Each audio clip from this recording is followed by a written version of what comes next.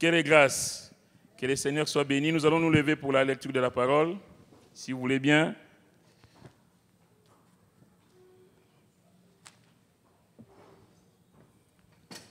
Justement, je vais prendre avec vous dans l'épître de Paul 2 Corinthiens, épître de Paul aux Corinthiens, deuxième épître de Paul aux Corinthiens, chapitre 2.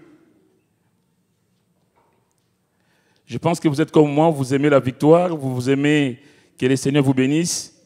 Donc si cet après-midi nous sommes dans cet état d'esprit, j'ose croire que nous serons bénis. Alléluia. Nous allons lire à partir du verset 14, 2 Corinthiens 2, à partir du verset 14, il est dit « Grâce soit rendue à Dieu, qui nous fait toujours triompher en Christ et qui répand par nous en tout lieu l'odeur de sa connaissance. Nous sommes en effet pour Dieu la bonne odeur de Christ parmi ceux qui sont sauvés et parmi ceux qui périssent. Aux uns, une odeur de mort, donnant la mort, aux autres, une odeur de vie, donnant la vie. Et qui est suffisant pour ces choses? Car nous ne falsifions point la parole de Dieu comme font plusieurs, mais c'est avec sincérité, mais c'est de la part de Dieu que nous parlons en Christ devant Dieu. Car grâce soit rendue à Dieu, qui nous fait toujours triompher en Christ et qui répand par nous en tout lieu l'odeur de sa connaissance. Nous allons demander la grâce du Seigneur. Seigneur, merci pour ces instants. Merci parce que tu es le Dieu, Seigneur, tout-puissant, qui nous a précédés dans ces lieux. Seigneur, tu connais toutes choses, notre Dieu. Nous prions, Seigneur, que cet après-midi, tu puisses passer dans les rangs, Seigneur, et encore visiter ton peuple. Tu es le Dieu qui bénit, Seigneur, que tu puisses bénir, que tu puisses relever, que tu puisses consoler, que tu puisses guérir, Seigneur, toi qui connais les besoins, les attentes des uns comme des autres. Seigneur, nous sommes à ton écoute. Seigneur, nous voulons dire, Seigneur, parle, Seigneur, tes serviteurs écoutent. Merci, Seigneur, de disposer nos cœurs. Merci de nous aider en toutes choses, parce que nous avons besoin de toi. Merci pour tout, Seigneur. Sois béni. Bénis mon frère, ma sœur. Que ton seul nom, Seigneur, soit glorifié en ces lieux. Au nom de Jésus. Amen. Amen. Pouvez-vous asseoir, bien-aimés. Alors, en préparant ces messages, en tout cas en lisant ces versets, je retiens trois expressions clés. Rendre grâce à Dieu. L'homme de Dieu dit, grâce soit rendue à Dieu, qui nous fait toujours triompher en Christ. Donc, la deuxième expression que je retiens, c'est triompher en Christ. Et après, et qui répand par nous en tout lieu l'odeur de sa connaissance. Nous allons essayer de voir les trois points. Rendre grâce à Dieu.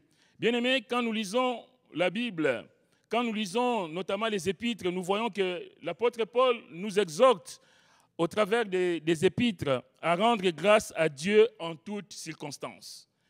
Bien-aimés, est-ce que nous rendons grâce à Dieu en toutes circonstances? Ou nous attendons seulement les jours où on est béni, on dit « Seigneur, merci ».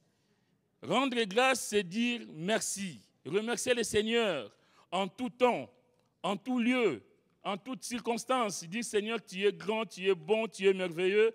Même si les choses ne vont pas dans ma vie, je sais que Seigneur, toi, tu demeures bon. Même si je passe par des moments difficiles, moi, je veux reconnaître, Seigneur, que toi, tu es grand, que toi, tu es merveilleux, que tu es toujours bon. Et je te dis merci. Ça paraît paradoxal, par exemple, quand on perd quelqu'un dans sa famille, on a un décès, et qu'on dise merci Seigneur. Ça, honnêtement, avant de venir au Seigneur, quand j'entendais « Seigneur, nous te bénissons ». Oui, mais parce que la Bible nous dit de rendre continuellement grâce au Seigneur pour toutes les choses. Quand Job apprend que sa famille a été, entre guillemets, décimée, il dira « Le Seigneur a donné, le Seigneur a repris, que son nom soit béni ». Parce que je n'ai aucun pouvoir de contester contre lui. Qui suis-je, moi, un simple homme, de dire, Seigneur, ce que tu fais, ce n'est pas bien. De quel droit? Seigneur, merci pour ce que tu fais dans ma vie. Merci parce que je sais, Seigneur, ce qui se passe dans ma vie, rien n'est dû au hasard. Parce que tu es au contrôle de toutes les choses, que ton nom soit béni. L'homme de Dieu dit, grâce soit rendue à Dieu, Dans 1 Thessaloniciens 2, 13, on va prendre quelques versets.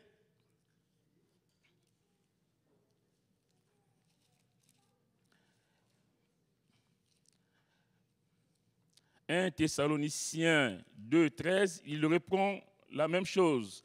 Il dit, je vais prendre...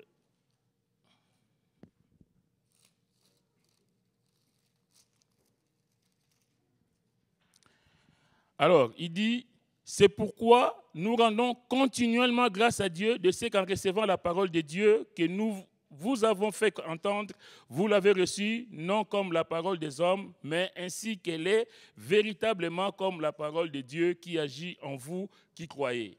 L'homme de Dieu dit, c'est pourquoi nous rendons continuellement grâce à Dieu, bénir l'Éternel en tout temps. Et dans 1 Thessaloniciens, chapitre 5, verset 16 à 18, il répond toujours que les enfants de Dieu, que nous sommes bien-aimés, nous devons être reconnaissants vis-à-vis du Seigneur. Mais en tout cas, il dit, soyez toujours joyeux. Ça, ce n'est pas toujours le cas. Soyez toujours joyeux. Priez sans cesse. Rendez grâce en toutes choses. Rendez grâce en toutes choses. Je pense que pour arriver à donner gloire au Seigneur en toutes choses, on a besoin d'avoir une forte intimité avec Dieu. Qu'on puisse réaliser que tout ce qu'on vit, c'est Dieu qui le fait, et tout ce qu'on vit, c'est par la grâce de Dieu.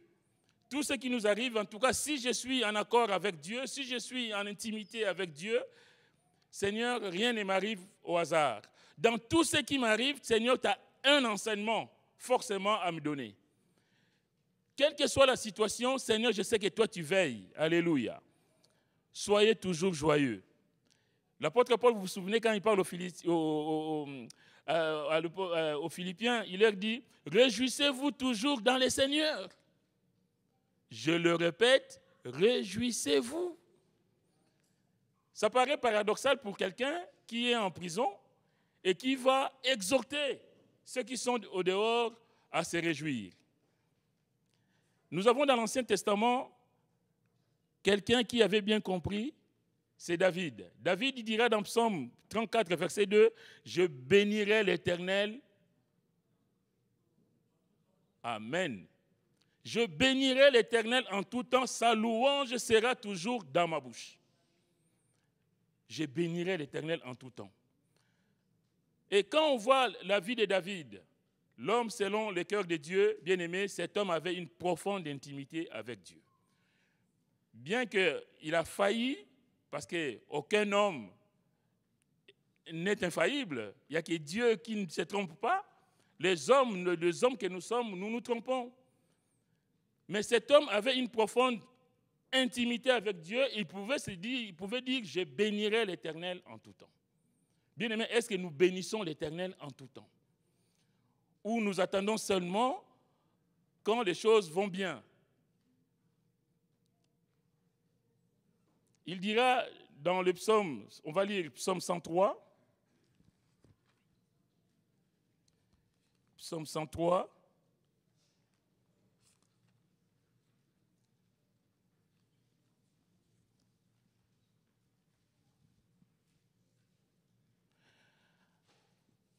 Alors, David va dire dans le psaume 103, « Mon âme bénit l'Éternel, que tout ce qui est à moi bénisse son saint nom. » Mon âme bénit l'Éternel, que tout ce qui est à moi bénisse son saint nom. Mon âme bénit l'Éternel et n'oublie aucun de ses bienfaits.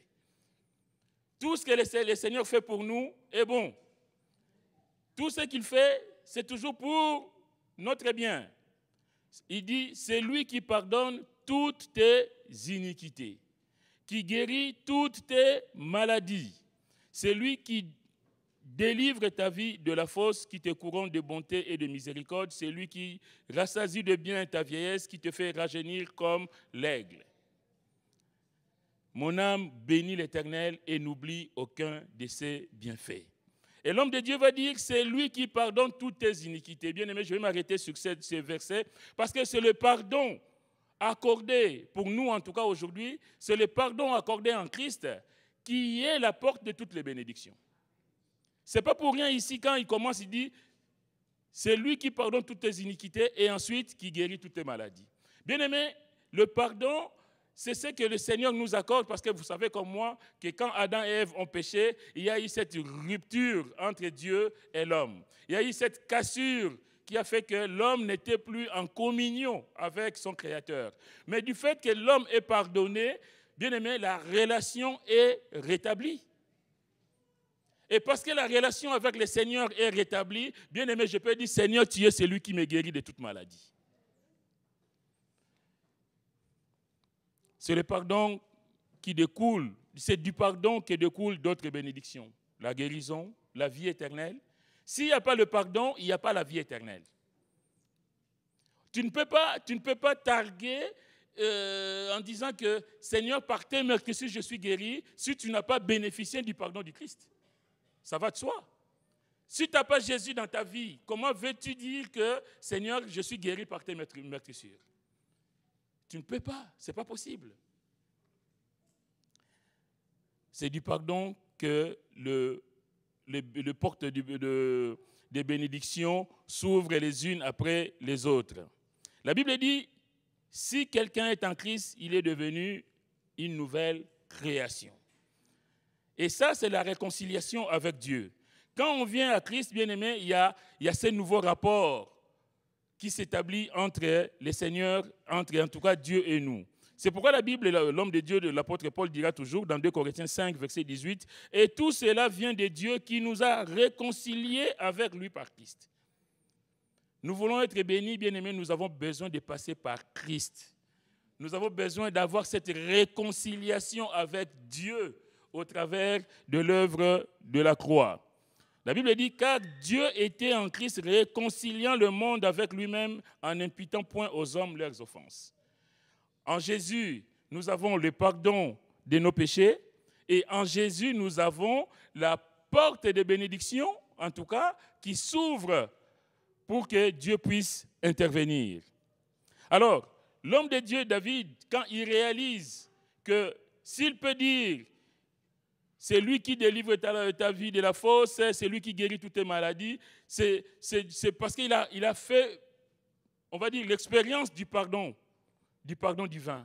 Et bien aimé, c'est comme vous, c'est comme moi. Quand on a été au bénéfice de ce pardon, on ne peut que dire, Seigneur, tu es merveilleux.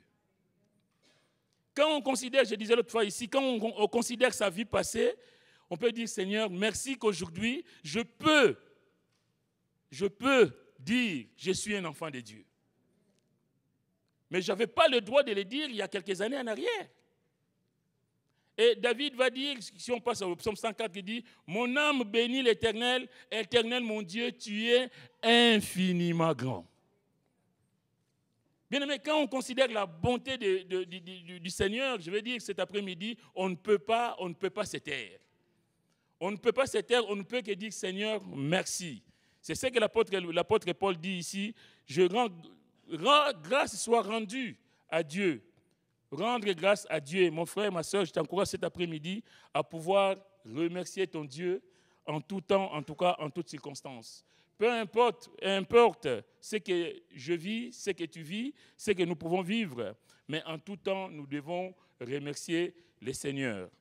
Alors, si on retourne à notre verset de 2 Corinthiens, l'homme de Dieu dit « Grâce soit rendue à Dieu qui nous fait toujours triompher en Christ. » Il bénit le Seigneur parce qu'il sait que c'est en Jésus qu'il peut triompher, qu'il triomphe. Mais il triomphe de quoi? Alors, je m'arrête aussi quelques instants sur ces mots. Triompher, c'est vaincre avec éclat à l'issue d'une lutte. Vaincre avec éclat. C'est remporter une victoire absolue. Ce n'est pas une victoire et une petite victoire. Mais une victoire absolue, ça c'est le français, hein, c'est le dictionnaire, le rebelle qui le dit. C'est une victoire complète. Et le triomphe, c'est victoire éclatante à l'issue d'une lutte. Et le triomphe, c'est l'honneur qu'on décernait en tout cas à l'époque à un général romain qui avait remporté une grande victoire. On disait de ce général, un général qui partait en expédition, qui revenait à Rome, après avoir remporté une importante victoire, le général rentrait et il rentrait à Rome triomphant. Il revenait à Rome avec son armée après une campagne glorieuse et exhibait leurs captifs dans les rues de la capitale. Donc le triomphe, c'était ça, c'est le général qui est parti en guerre, qui revient, mais qui ramène les captifs, les prisonniers. Et puis le peuple est en train de l'encenser, de dire voilà, le général est revenu, il a gagné, il a remporté le combat. Et l'homme de Dieu fait l'image avec le général romain. Bien-aimé, c'est-à-dire qu'en Christ, nous aussi, nous avons le général qui a remporté la victoire et il nous entraîne dans cette victoire. Alléluia. Vous voyez, quand il y a une équipe de foot ou de basket, en tout cas, quand il y a une équipe qui a remporté un trophée, ils vont défiler sur les Champs-Élysées pour montrer leur trophée. Et les gens viennent pour les applaudir. C'est ça le triomphe. Parce qu'ils ont été dans une compétition, ils ont remporté la victoire et ils peuvent triompher. Mais en ce qui nous concerne, bien-aimés, je vais dire que cet après-midi, avant de crier victoire, avant de dire que nous triomphons en Christ, bien-aimés, il faut que Christ triomphe d'abord de nous. Ça, ce n'est pas la même chose.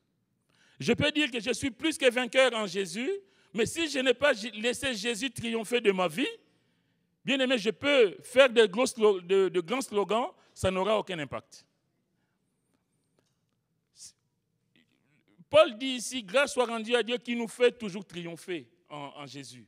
Mais avant de triompher en Jésus, il faut laisser Jésus triompher de notre vie. Est-ce que nous l'avons fait? Est-ce que nous avons laissé le Seigneur faire son travail dans notre vie afin que nous, demain, nous puissions dire, Seigneur, je suis plus que vainqueur en toi. Souvenons-nous de l'histoire de Jacob.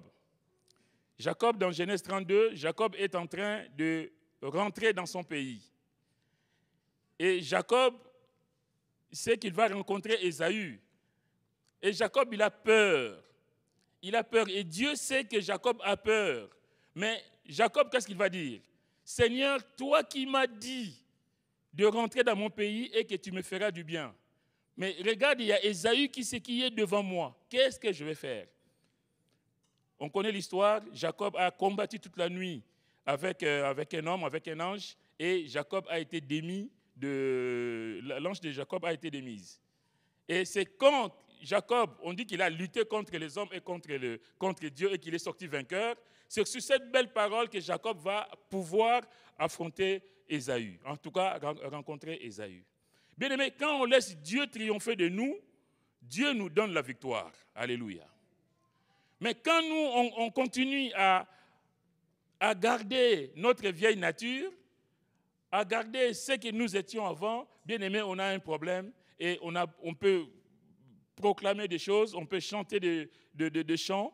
Seigneur, je suis plus que vainqueur en toi. Seigneur, et il n'y a rien qui va se passer. Et après, on va se poser des questions. Pourquoi il y a des gens dans l'église, ils disent qu'ils sont bénis et moi, j'ai toujours des problèmes?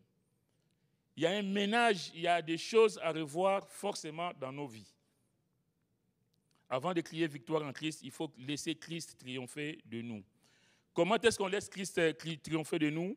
En laissant le Saint-Esprit nous débarrasser de tout ce qui peut l'empêcher d'agir. Le Saint-Esprit ne peut pas agir dans une vie qui n'est pas conforme à la volonté de Dieu.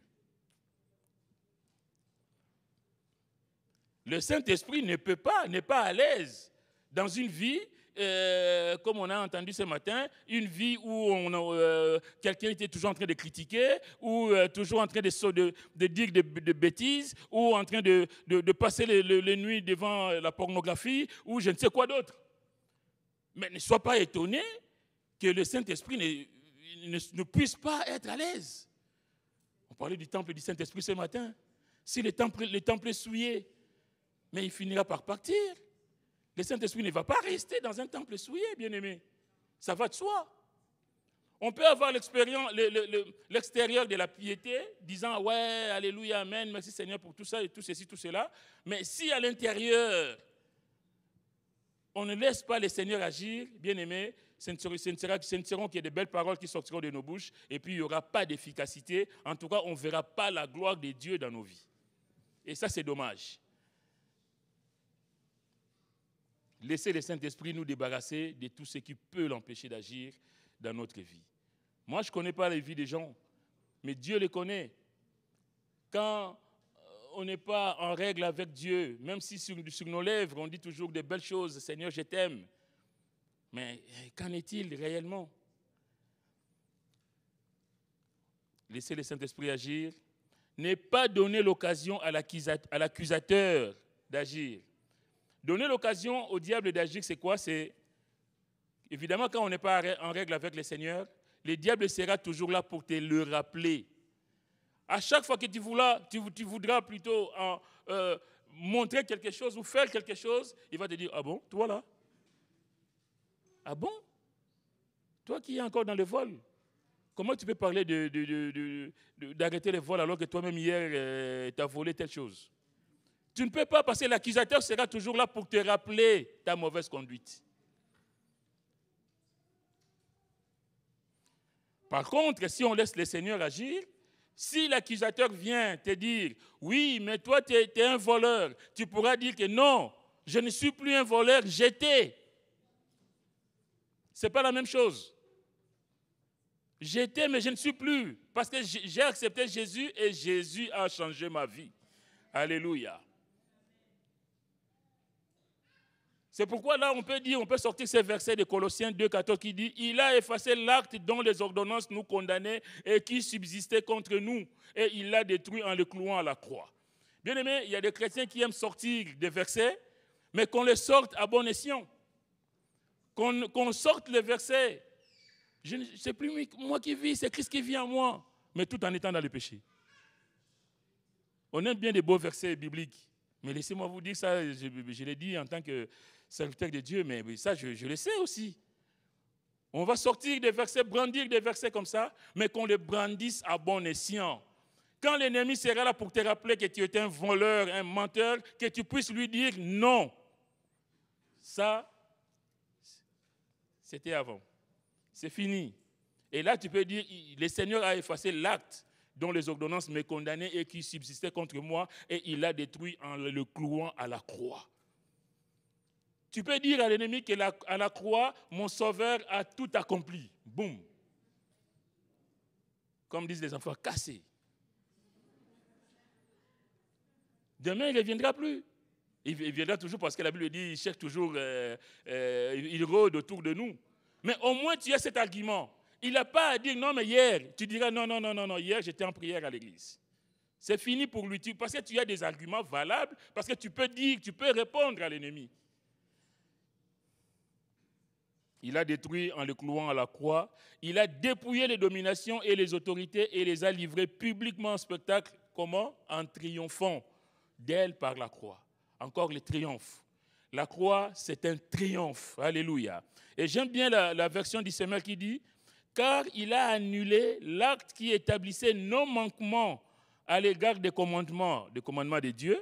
Oui, il l'a effacé, le clouant sur la croix. Là, il a désarmé toute autorité, tout pouvoir, les donnant publiquement en spectacle quand il les a traînés dans son cortège triomphal après sa victoire à la croix. » L'homme de Dieu, Paul, je vous disais tout à l'heure, il faisait le parallèle avec le général romain qui traînait ses ennemis.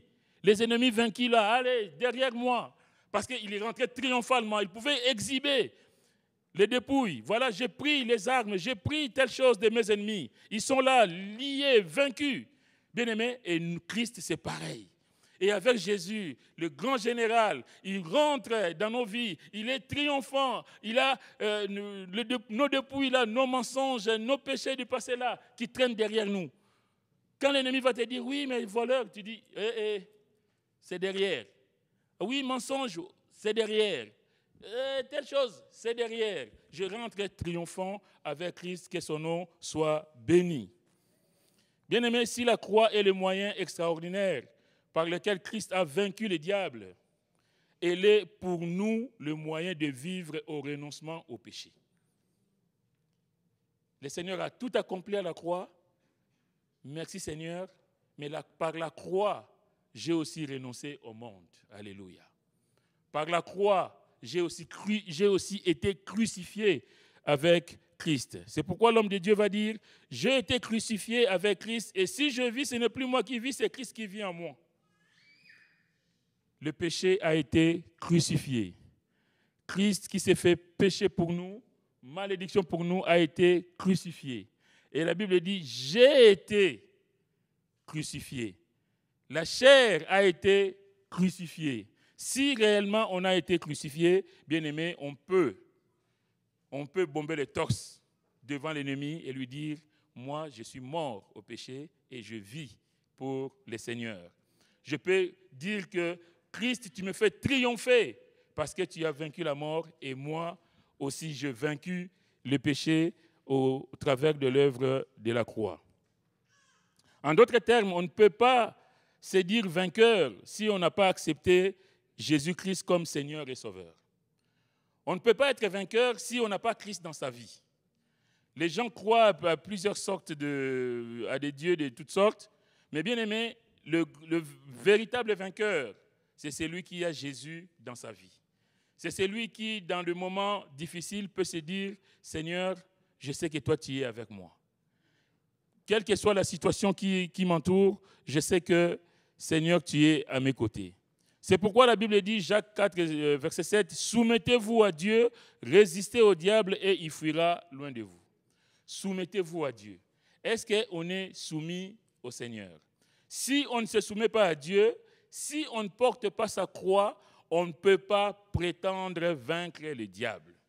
Si on vit sa vie comme bon nous semble, bien aimé, on peut dire des belles phrases devant l'ennemi va nourrir au nez. Tu peux tout dire, moi je fais ce que je veux dans ta vie, parce qu'il n'y a aucune protection, il n'y a rien. Parce que Christ n'est pas là dans ta vie. C'est pourquoi le Seigneur va dire, quiconque ne porte pas sa croix et ne me suit pas ne peut être mon disciple. On marche, on est toujours, retenez ce que je vous dis, on est dans cette procession, ce triomphe de ce général romain qui est en train de marcher, triomphant dans les rues de Rome, mais avec son armée. Et nous sommes cette armée. Nous rentrons avec le général, notre général, dans cette victoire, parce que lui, il a triomphé à la croix, et nous aussi avec lui. Et nous sommes plus que vainqueurs, nous dit la parole. Mais nous ne pouvons être plus que vainqueurs que si nous sommes soumis au Seigneur. Si on n'est pas soumis au Seigneur et que nous vivons dans la rébellion, bien aimés, nous passons à côté, nous ne risquons pas, nous passons à côté des bénédictions et c'est dommage.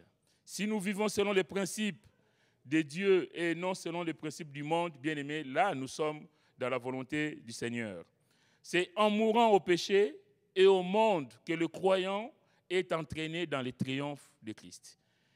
Quand nous mourons au péché, quand nous mourons à l'ancienne vie, quand nous mourons aux mentalités du monde, bien aimé, c'est là que Christ nous entraîne dans son triomphe. Et là, on peut dire, grâce soit rendue à Dieu qui nous fait triompher en Christ. Est-ce que cet après-midi, mon frère, ma soeur, tu peux dire, oui, je rends grâce à Dieu de ce qu'en Christ, je suis plus que vainqueur. C'est pourquoi l'apôtre Paul va dire, et qui répand par nous en tout lieu l'odeur de sa connaissance. Quand on est soumis au Seigneur, quand on est vainqueur, plus que vainqueur dans le Seigneur, bien aimé, partout où on répand l'odeur de sa connaissance. Il se dégage quelque chose de ta présence, là où tu es. On sait que tu es un enfant de Dieu. La Bible dit une odeur de vie pour ceux qui sont sauvés et une odeur de mort pour les autres. Comme disaient les frères tout à l'heure, parce qu'il est là, il y a des choses qui se passent. Parce que tu dégages quelque chose, l'ennemi ne peut pas t'approcher. Parce que tu y es entre les mains du Seigneur. Tu dégages l'odeur de la connaissance du Christ. Là où tu es, bien aimé, il se passe toujours quelque chose. La Bible dit, nous sommes en effet pour Dieu la bonne odeur de Christ. Est-ce que mon frère, ma soeur, cet après-midi, je vais m'arrêter là.